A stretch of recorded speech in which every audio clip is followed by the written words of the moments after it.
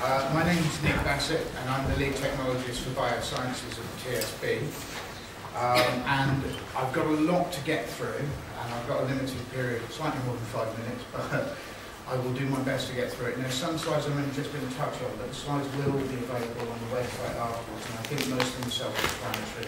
There will be time for questions at the end of the session this morning at 11 o'clock.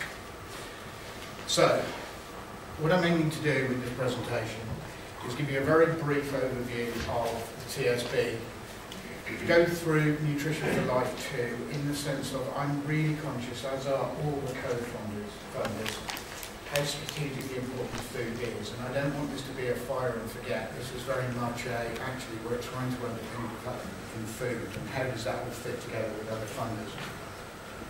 I'd like to have a quick look at the technical scope, but I'd also just like to point out that in your packs there is a copy of that, which is actually the competition document. It's not in glossy format yet, but this is the final draft of it, and the glossy format should be available over the next few days. So within there is the scope, is the rules, everything I'm going to go through is covered in here. And then I'd also like to spend a few minutes just having a look at the mechanics of the present and the mechanics of the competition. Fantastic. Okay. So TSB, I'm assuming lots of you are familiar with it, so I'm not going to hang around on this, but TSB positions itself as the innovation agency for the UK.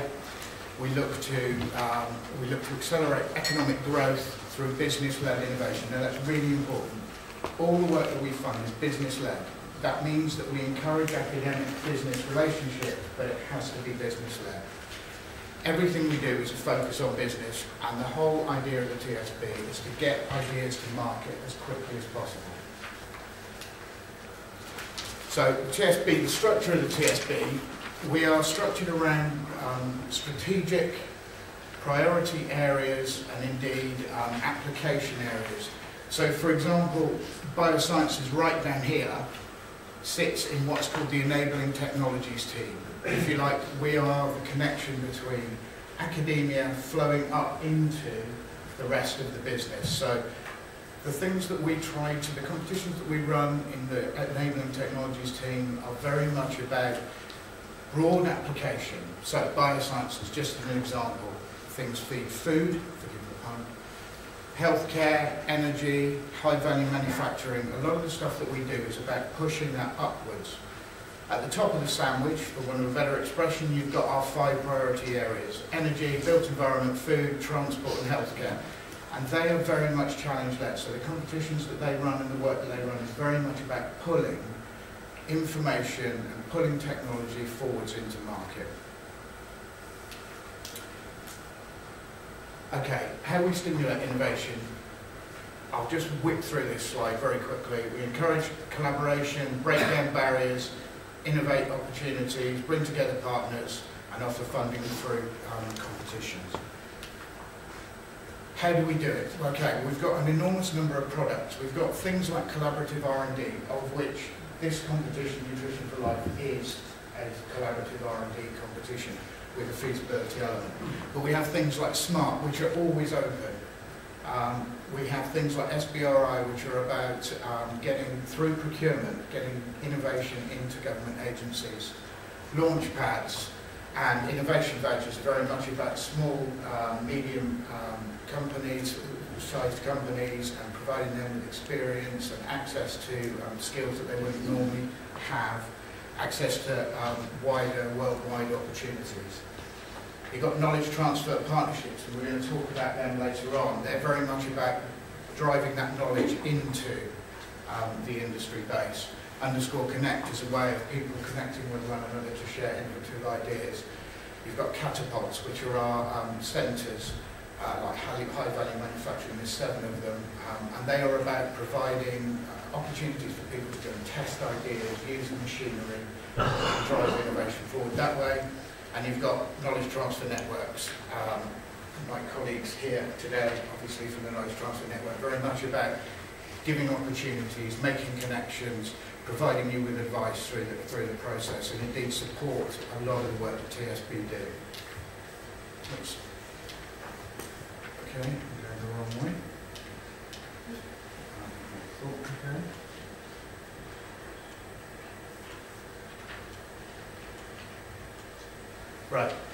So what types of work do we support? Traditionally, you have the research councils who sit in the blue sky space. Now, I think this slide doesn't really do the research councils justice because it just says blue sky. Research councils strategically fund research which will have value in the longer term. They open up knowledge to the whole of the UK. Other funding agencies do the same thing, but for the purpose of this diagram, we've just called it blue sky. On the far right, you've got the commercial investment and venture capitalism that takes place as a product is about to hit market, as people take an interest in the actual product. In the middle, you've got TSB and its co-funders on this particular competition, looking at pre-industrial research, industrial research, and experimental development. Now, traditionally, I understand that that is called the Valley of Death. I'm not 100% sure. Right, thank you. Okay. I understand we fund the Valley of Death, which is where things are very risky, where it's difficult to access money, where businesses are trying to move things forward up towards market. Okay, that's enough about that. So, I'm just going to spend a few minutes talking about Nutrition for Life 2. Now, I just wanted to call it Nutrition for Life 2, but I was told that we can't do that with sequels. We have to give it a name. So it's called Providing Safe and Healthy Foods. That's the sequel, the follow-on from the last Nutrition for Life run. I'm going to go through the competition scope very briefly, but I also want to talk about how it fits into this broader strategic drive for food. So let me start with how many people are co-funding on this piece of work. So a huge thank you to everybody on that slide, especially to BBSLC and Scottish Enterprise. So BBSLC have put £1 million into this competition. Scottish Enterprise have put £500,000 into this competition. All the people at the bottom of the slide, DEFRA, Food Standards Agency, Economic and Social Research Council, EPSLC and MRC have said that actually they're all really interested, they've helped with the scope, they've helped define the competition, and projects that come through which are of strategic importance to them, they will also come in and co-fund. So as a result, the 8.5 pot could grow quite considerably. So it's very much worth knowing the group of co-funders that we've got on this. And again, underlines that's 7, that's not all of them, that's not everybody who's funding food, but look how many people are up there. It's such a big area. So, the bigger picture. Today you're going to hear about 3 things. So you're going to hear about Nutrition for Life 2 from me, the scope and how it fits. You're going to hear from Philippa later on about the potential of running a food KTP. So I'm really interested in bringing forward some of that innovation that's taking place in the academic circles into industry. And actually KTP is a great way of doing that because you've got that knowledge transferability. So when Philippa's talking later on, she'll describe a little bit more about KTPs for those who don't know them. And actually we'd be delighted to hear about people who wanted to get involved with that. So actually it might be worth, Philippa, if you just raise your hand, just in case anybody wants to catch you at lunchtime, because she's not. Everybody, come and have a chat. But I have a colleague here as well, so there are 2 of us. Sorry, he's local, I'm not, but I'm linking in with the bioscience side of things, so happy to have a chat. Okay. Fantastic. And then later on also you're going to hear from Elaine around Drink 2, which is the BBSLC second run of their drink call. And again, I'm sure Elaine would love to hear from you. Obviously, the way we look at it is that actually TSB is business-led, so projects that we fund are purely business-led. They can have academic involvement, but ultimately the IP goes into business. Drink works on the basis that it's academic-led. So if you like, the importance of having us together and doing this at the same time and working together on this is to try and make sure that people can see there are opportunities in both directions. And also, it's worth pointing out, we've got a European food kick, which is going to be starting fairly soon, and the KTN are very much involved with supporting that, so talk to the KTN about how you might get involved with that. We've got a global food sustainability group call coming up over the next few months as well, which is all those co-funders, plus a load of others who are all interested in food sustainability going forward, so there's opportunity there. There's the SAF IP. Now, SAF IP stands for Sustainable Agriculture and Food Innovation Platform. That's one of the TSB products, and one of my colleagues, Callum, works on that, and there's lots of calls planned to come out around that. And also, I've started talking to some co-funders about the idea of having a food SBRI, which is our procurement exercise, and actually, so there may be opportunity for industry in that space as well. So, Nutrition for Life 2. In summary, it's 2 strands.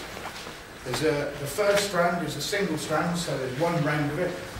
It's single-stage feasibility studies, 6 to 12 months, and project sizes are around £50,000 to £100,000. Now, that's total project size, okay? That's not available funding, that's total project size.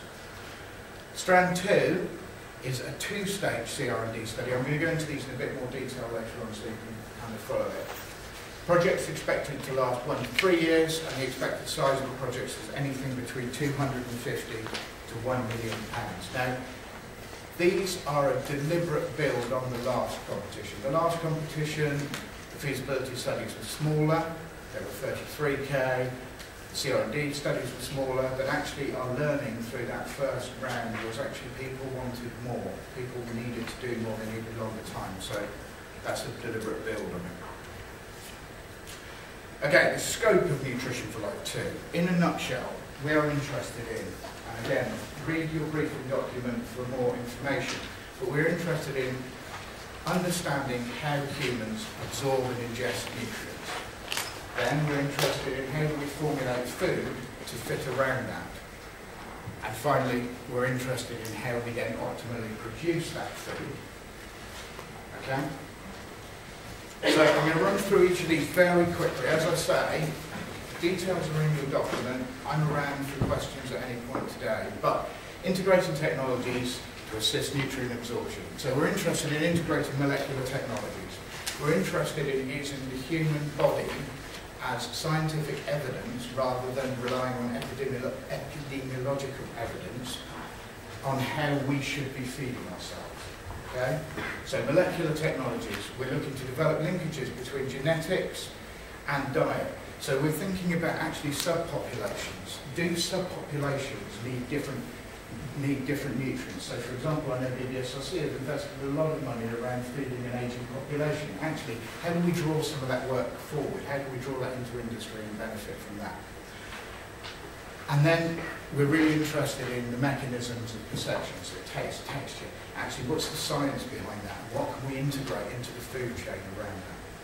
Now, this particular area, when I did analysis on the last Nutrition for Life call, although there was similar, not exactly the same, but similar sorts of thoughts within the scope, there was very few applications. Now, that's part of why I think a KTP route might work really well on this, where you've got academia and industry working one-to-one. And this is an area that I'm very interested in trying to build upon. Okay? Then we've got nutrient regulation and delivery. So, formulations of food. How do we formulate and deliver that food? So are our delivery methods right? Could we deliver some micronutrients through skin? Is that worth looking at? I don't know. But let's understand a little bit more about it. Identifying nutrient deficiencies in the long term, the short term, in vitro, in vivo. Let's understand how we identify those deficiencies. Novel and healthier foods. How do we find new food? And then how do we formulate that new food? How do we improve on the food that we've already got by reducing things like fat, sugar, salt? But also, how do we take that food and fortify it with other nutrients which might be valuable?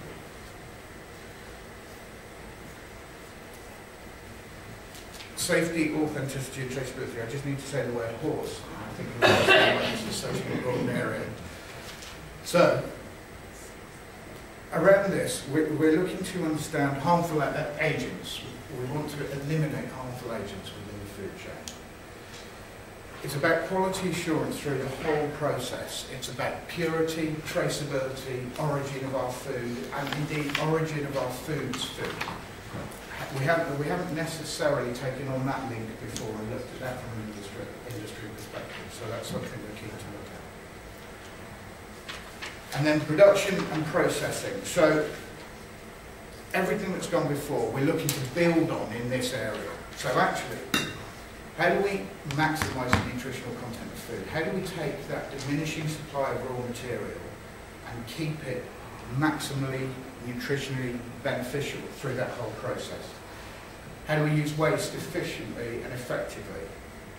How do we use the dead points in manufacturing? So where we've got storage between production runs, where we've got packaging, actually is there something we can do that's clever around that, that either improves the nutritional content or at least maintains that nutritional content? And portable and modular food processing systems. So typically food production and processing takes a long time. Shutting down a production line takes a very long time. Cleaning it and then restarting it. Actually, if we had portable equipment that could be moved about very easily, so we can stop-start, so we can develop quickly, so that we can change. So for example, in certain places in the world, actually being able to deploy portable production lines would be really useful. So we're really interested in understanding more about that. And then finally, we're really interested in new processes within food production, as well as existing processes being used in novel ways. Okay? So that was a whistle-stop tour around the scope. As I say, there's a lot of information there, there's a lot in your briefing notes, but please feel free to ask questions. Okay? So, the competition mechanics. Let's spend a little bit of time looking at the rules, the processes, timing, and indeed the funding rules have changed. So it's probably worth me just touching on the funding rules. So, strand one, up to 1.5 million of the 8.5 million pot has been put towards feasibility studies. Now, obviously that might be augmented by further funding from other funding agencies that I've mentioned before. It's about, the big difference with this feasibility study is no single applications are allowed. It has to be collaborative.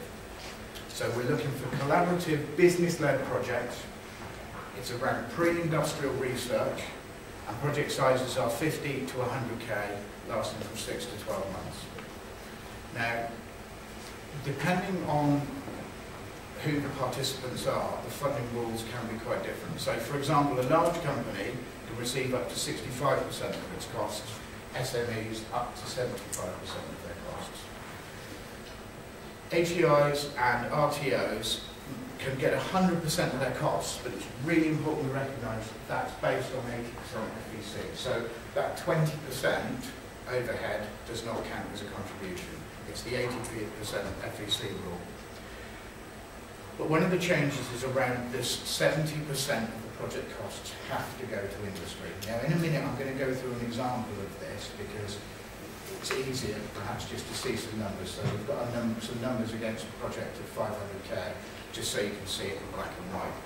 And 30% of the costs can go to an academic institution or RTO. Strand 2, 7 million of the pot at the moment has been allocated towards this. Again, as the name suggests, the projects are collaborative. This stage we're looking for industrial research, and the projects range from 250 to £1 million, and 1 to 3 years. Some of the genetic-based work will need that full 3 years if we're going to be funding some work in that area. Again, depending on the participant, the funding rules are different. So a large business, 50% of its costs doing industrial research, and an SME up to 60%. HEIs and RTOs, it's exactly the same. 100% funding is available based on the 80% FEC ruling. And again, the 70-30 split exists. So, changes to the funding rules. So, state aid rules changed last year.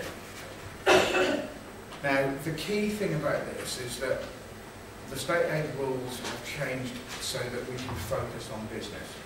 So there's a number of things that have changed. So it used to be in the previous scheme that the grant was fixed at the project level, so the total project level, but now it's fixed by participant.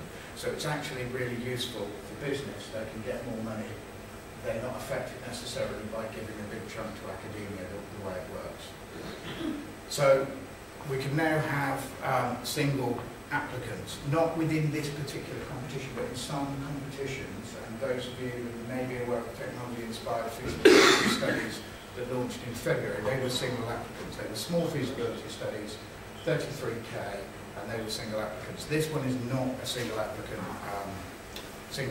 competition. And previously, no zero grant partners were allowed, but now zero grant partners are allowed by that. So let's imagine your project is 200k for the sake of argument. If one of the big multinationals said, actually, we're going to put 20k into this, they don't have to be included within the recoup of the... If they say, actually, we're happy just to put it in, they don't have to receive any of the money from the grant. They used to have to receive money, but now they don't. So as a result, it means there's more money for other people, which is a big change in the rules again. So what does that look like on a 500k project? If the project totals 500,000, business needs to take at least 70% of that. So that means £350,000 of the cost of that project needs to lay with business.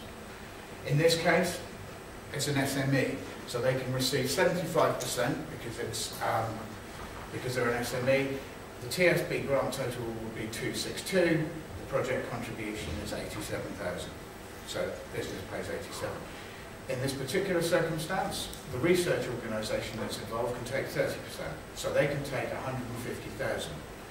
Now, that's based on 80% FEC. So in reality, that would actually be 180 because of 20% FEC that sits on the top.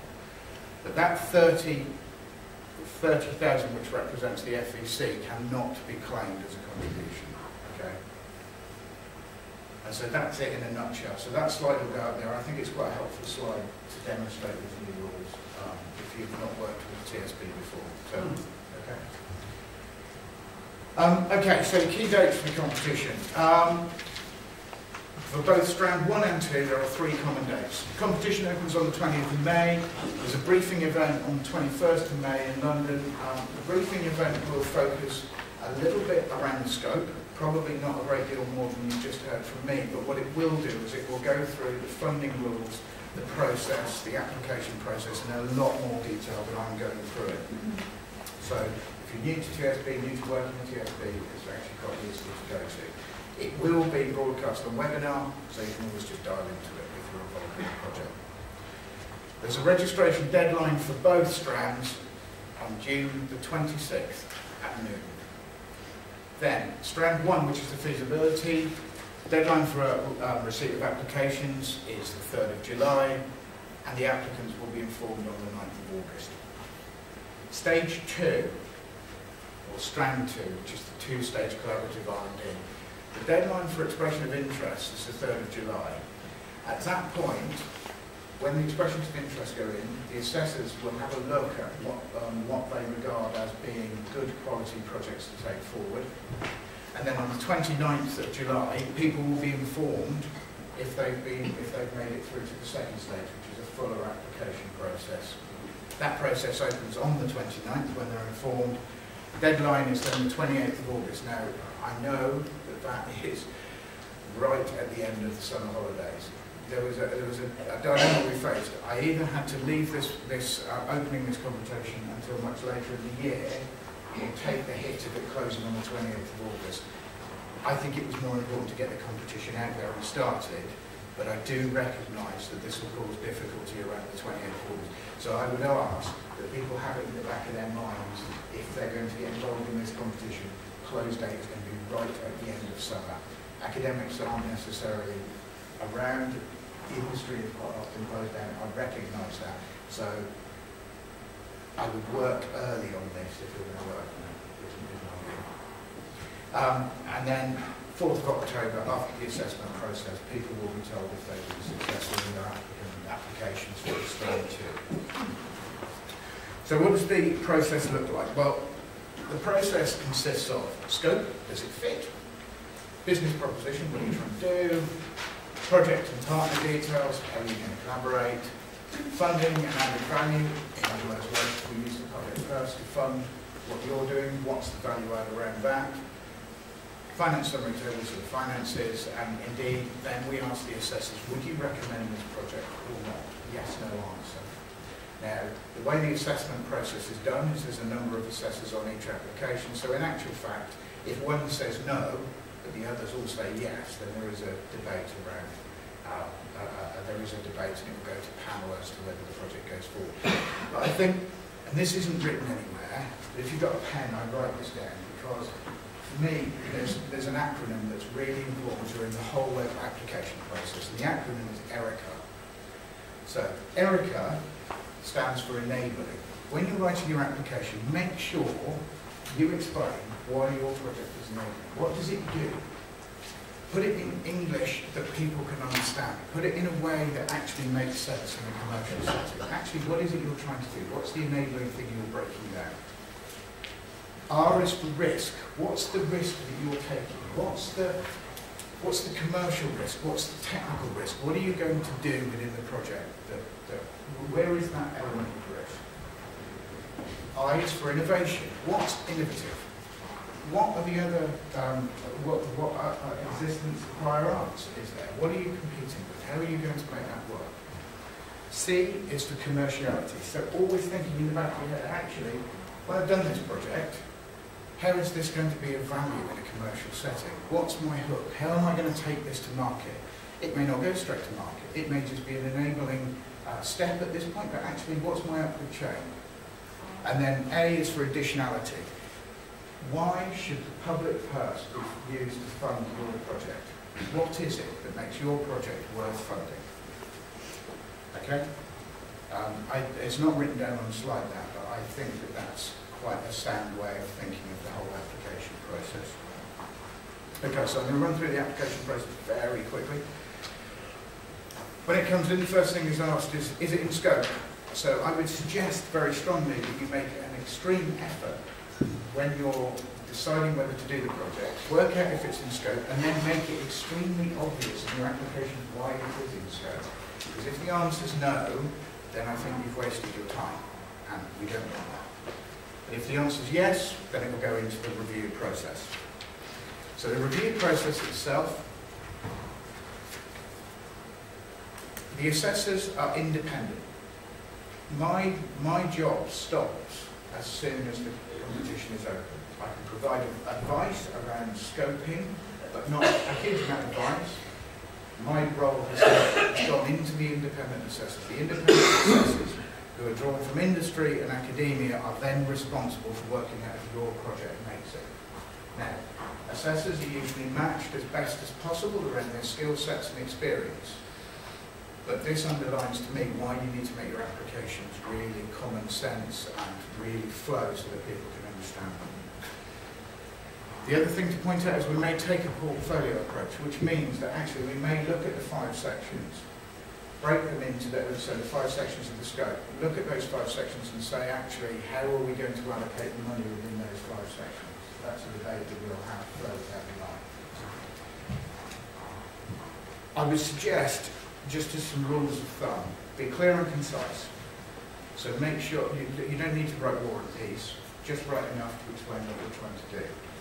So the right amount of information, and everything that you write, you need to quantify and you need to justify. And ultimately, you need to convince the assessors why you're the right people and the right collaboration to take the project forward.